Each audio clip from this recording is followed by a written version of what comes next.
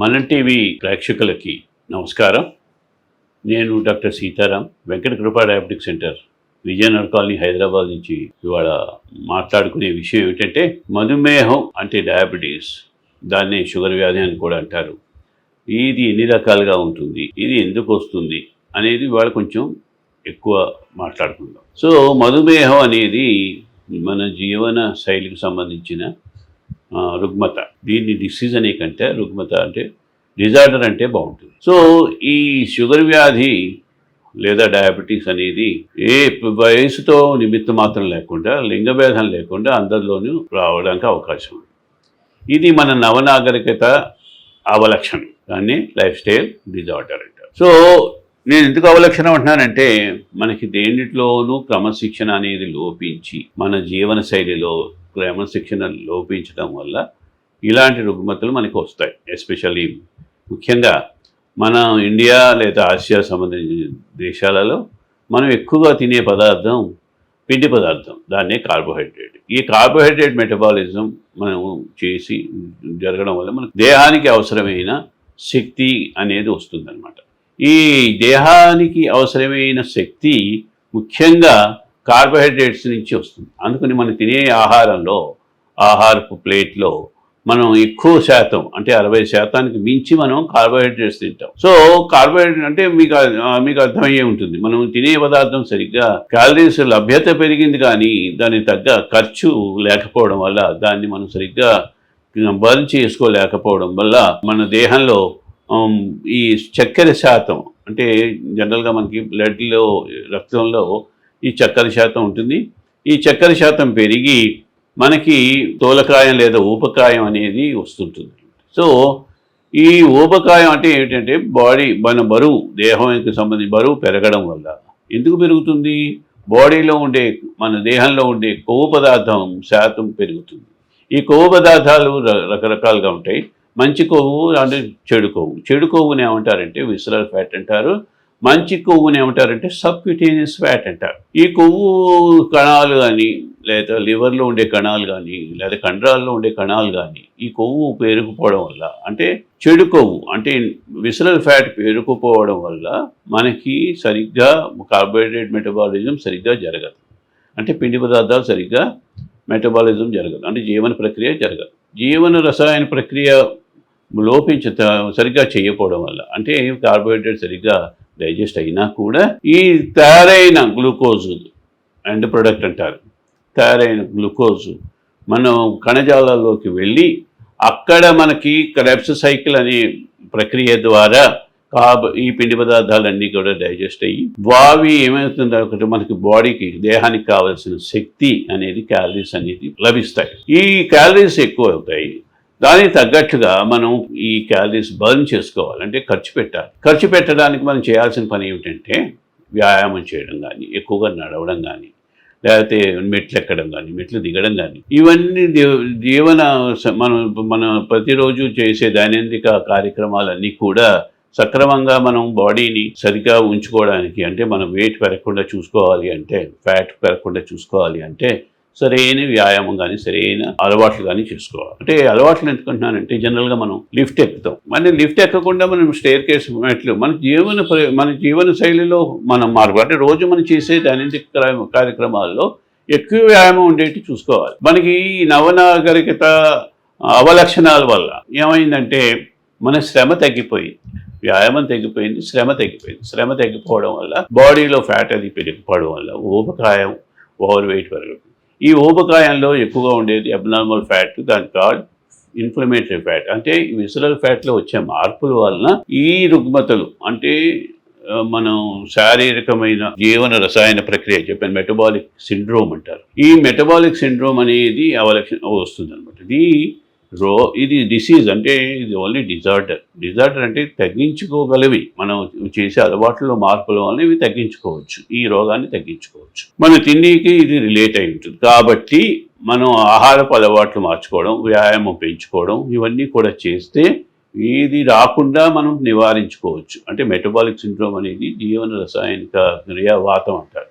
ఇది రాకుండా మనం చేసుకోవచ్చు. మెటబాలిక్ సిండ్రోమ్ అంటే మెటబాలిక్ సిండ్రోమ్ అనే పదం ఎందుకు వచ్చింది అంటే మన బాడీలో కణజాలాల్లో ఇన్సులిన్ సరిగ్గా పనిచేయకపోవడం వల్ల, అంటే ఇన్సులిన్ రెసిస్టెన్స్ అనేది పడడం వల్ల వస్తుంది. కారణం ఏంటంటే బాడీలో వచ్చే అబ్నార్మల్ ఫ్యాట్ ద్వారా మనకి ఇన్ఫ్లమేటరీ మార్కర్స్ అంటారు, అవి IL-6 కానీ TNF ఆల్ఫా కానీ ఇలాంటివి ఇన్ఫ్లమేటరీ మార్కర్స్ శాతం పెరిగి మనకి ఈ మెటబాలిక్ సిండ్రోమ్ రావడానికి అవకాశం ఉంటుంది. సో ప్రధాన కారణం ఏంటంటే ఇన్సులిన్ రెసిస్టెన్స్. ఈ ఇన్సులిన్ హార్మోన్ ఎందుకు పనిచేస్తుంది అంటే మనకి మనం జీవనం చేయాలి అంటే శక్తి కావాలి. శక్తి కావాలంటే మనకి ముఖ్యంగా ఆహార పదార్థాల్లో కార్బోహైడ్రేట్స్ మెటబాలిజం ఎక్కువగా జరిగితే దానికి తగ్గట్టు మనకు శక్తి లభిస్తుంది. ఈ శక్తి మనం ఎక్కువ దాన్ని వ్యయపరచలేకపోవడం వల్ల, అంటే ఉన్న శక్తిని వెంటనే బర్న్ చేసుకోవాలి. స్టోరేజ్ కెపాసిటీ, స్టోరేజ్ ఉంటుంది లివర్లో, వాటిలో ఈ స్టోరేజ్ వల్ల ఏమవుతుంది, ఫ్యాట్ పెరుగుతుంది. అలాగే లివర్లో ఫ్యాట్ పెరిగితే దాన్ని ఫ్యాటీ లివర్ అంటారు. అలాగే కండరాల్లో పెరిగితే కండరాల చుట్టూ కూడా పెరిగిపోతుంది. దీనివల్ల ఏమవుతుందంటే మీరు ఇందాక చెప్పినట్టు మెటబాలిక్ సిండ్రోమ్ రావడం. మెటబాలిక్ సిండ్రోమ్లో షుగర్ రావచ్చు, లేదా బీపీ లేదా రక్తపీడనం పెరగచ్చు, లేకపోతే లిపిడ్స్లో మార్పులు రావచ్చు, దాన్ని లిపిడ్ ప్రొఫైల్లో మార్పులు రావచ్చు. అలాగే ఊబకాయం వస్తుంది. అలాగే మైనర్ ఫ్యాక్టర్ థైరాయిడ్ అలాంటి ప్రాబ్లమ్స్ కూడా వీటికి లింక్ అయి ఉన్నాయి. సో మనం సరైన వ్యాయామం, సరైన ఆహారం తీసుకుంటే ఈ రుగ్మతల నుంచి మనం రాకుండా నివారించుకోవచ్చు అన్నమాట. సో దీన్ని మనం ఆన్ ద హోల్ మనం ఈ ప్రక్రియ, ఈ టైప్ ఆఫ్ డిసీజ్ని, షుగర్ని ఏమంటామంటే టైప్ 2 డయాబెటీస్ అంటాం. ఈ టైప్ 2 డయాబెటీస్లో మెయిన్గా ఏమిటంటే కండరాల్లో కానీ మేజర్ ఆర్గాన్స్ అంటే లివరు, స్ప్లీను, లేకపోతే ప్యాంక్రియాస్, ఈ ఆర్గాన్స్ హార్ట్లో ఫ్యాట్, ఇన్సులిన్ రెసిస్టెన్స్ పెరగడం, అంటే ఫ్యాట్ పెరగడం వల్ల, విసరల్ ఫ్యాట్ పెరగడం వల్ల వచ్చేది రుగ్మత ఏమిటంటే టైప్ 2 డయాబెటీస్. ఈ టైప్ 2 డయాబెటీస్ ఇంకొక వెరైటీ ఏమిటంటే ప్రెగ్నెన్సీలో కూడా వాళ్ళకి జన్యు సంబంధంగా హెరిడిటరీగా అవకాశం ఉంది కాబట్టి. బట్ ఏమిటంటే టైప్ 2 డయాబెటీస్ జన్యుకి రిలేషన్ ఉంది, కానీ మనం మార్చుకోవచ్చు. అంటే ఎలా అంటే జన్యు సంబంధించిన వాటిని ఏమంటామంటే జెనెటికల్గా డామినేషన్. అంటే మనకి జెనెటిక్ ఫ్యాక్టర్స్ పూర్వీకులు, అంటే మదర్, ఫాదర్ లేదా తాత, మామ, వీళ్ళలో షుగర్ శాతం ఉంటే మనకి 25% వచ్చే అవకాశం ఉంది. రిమైనింగ్ 75% మనం రాకుండా చూసుకోవచ్చు. వీటిని ఫీనోటైప్ ఆర్ జీనోటైప్ అంటారు. ఈ ఫీనోటైప్ అంటే మనం వచ్చే అలవాట్ల ద్వారా మార్చుకునే లక్షణాన్ని ఫీనోటైప్. అలాగే సేమ్ ప్రక్రియ ఎక్కువ పడుకోవడం కొన్ని జనరేషన్స్లో పెరిగిందనుకోవడం, అది జెనోటైప్గా కన్వర్ట్ అవుతుంది. సో జీనోటైప్ ముందర రాదు. ఇప్పుడు కూడా ఎక్కువ జనరేషన్స్లో ఏదైనా అలవాటు అయితే అదే దాంట్లో జన్యువులో కూడా మార్పు రావడానికి అవకాశం. సో ఎప్పుడు కూడా ఫీనోటైప్ నుంచి జీనోటైప్ వెళ్తుంది, కానీ జీనోటైప్ నుంచి ఇప్పుడు కూడా కొన్ని జన్యు సంబంధించిన జన్యువుల్లో అమరికలో తేడా ఉండడంలో వచ్చే డిసీజెస్ కానీ డిజార్డర్స్ కానీ వేరుగా ఉంటాయి. బట్ ఎస్పెషల్లీ ఈ షుగర్కి సంబంధించిన వ్యాధులు మాత్రం ఇది జరుగుతుంది. అలాగే ఇంకోటి ఏంటంటే ఆటో ఇమ్యూనిటీ, సెల్స్ని, కణజాలాన్ని అవి సరిగ్గా పసిగట్టలేకపోవడం, రికగ్నైజ్ చేయలేకపోవడం వల్ల ఏమవుతుందంటే ఆటో ఇమ్యూనిటీ అనేది వస్తుంది. అంటే మనం సెల్స్ని, కణజాలాన్ని దానికి తగ్గ యాంటీబాడీస్ డెవలప్ అయ్యి అవి కణజాలాలు నశించిపోయే అవకాశం ఉంది. దాన్ని ఆటో ఇమ్యూన్ డిజార్డర్స్ అంటారు. టైప్ 1 డిసీజ్ అనేది ఆటో ఇమ్యూన్ డిజార్డర్. మనకి జనరల్గా బీటా సెల్స్ అని ఉంటాయి. బీటా సెల్స్ ప్యాంక్రియాస్లో ఉంటాయి. ఈ ప్యాంక్రియాస్లో బీటా సెల్స్ నాశనం అవ్వడం వల్ల, ఎందుకు నాశనం అవుతున్నాయి, ఆటోఇమ్యూనిటీ అంటే మన యాంటీబాడీస్ మనం సరిగ్గా డెవలప్ అవ్వడం వల్ల ఈ ఆటోఇమ్యూన్ డిజార్డర్ టైప్ 1 అనేది అవకాశం ఉంది. అంటే ఈ సెల్స్ నశించడం వల్ల సరైన మన ఇన్సులిన్ ప్రొడక్షన్ ఉత్పత్తి లేకపోవడం కానీ తగ్గడం వల్ల కానీ ఈ టైప్ 1 డిసీజ్ రావడం కావాలి. వీళ్ళలో ఇది చిన్నపిల్లల్లో 2000 నుంచి 25 సంవత్సరాల వరకు ఇది వచ్చే అవకాశం. సో టైప్ 1 అనేది 5% ఆఫ్ పాపులేషన్, జనాభాలో 5%కే ఎఫెక్ట్ అవ్వచ్చు. కానీ రిమైనింగ్ 95% కూడా 90 to 95% టైప్ 2 డయాబెటీస్ వస్తుంది. అలాగే ఇంకో రకమైనది ఏమిటంటే ప్రెగ్నెన్సీలో వచ్చే డయాబెటీస్. ఇది కూడా ఒక వెరైటీ, టైప్ 2 డయాబెటీస్లో ఒక వెరైటీ. ఇది టైప్ 2, దీన్ని జెస్టేషనల్ డయాబెటీస్ అంటారు.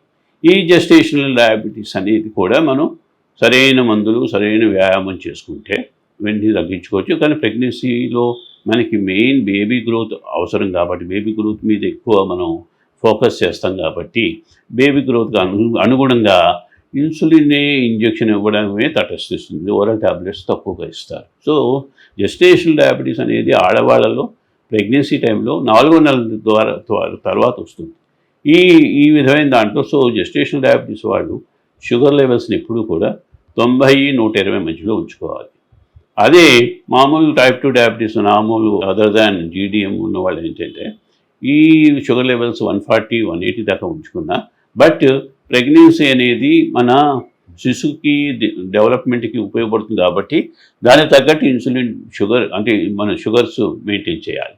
అందుకని ప్రెగ్నెన్సీ గర్భవతులందరూ కూడా వాళ్ళ షుగర్ లెవెల్స్ ఫాస్టింగ్ 90 లోపల ఉండాలి. అలాగే పోస్ట్ లంచ్ తిన్న తర్వాత 120 లోపల ఉండాలి. సో ఈ జెస్టేషనల్ డయాబెటీస్ ఎందుకు వస్తుంది అంటే మనం 4వ నెల నుంచి మనకి బేబీ గర్భాశయంలో ప్లసెంటా అంటారు.